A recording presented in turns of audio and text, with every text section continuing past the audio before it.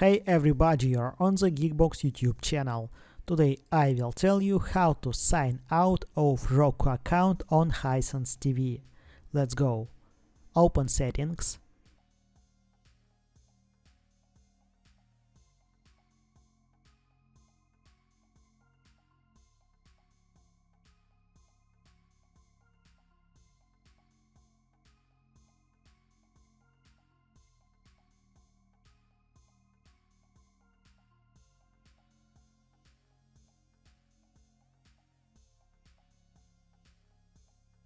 System.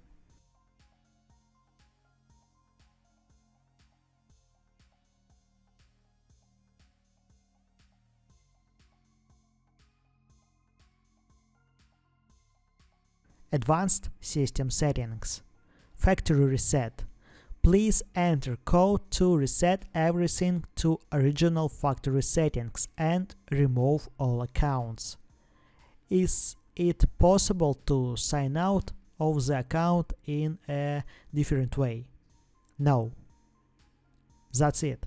Now you know how to sign out of Roku account on Hisense TV. Thanks for watching, please like and subscribe to the channel. Good luck and see you soon.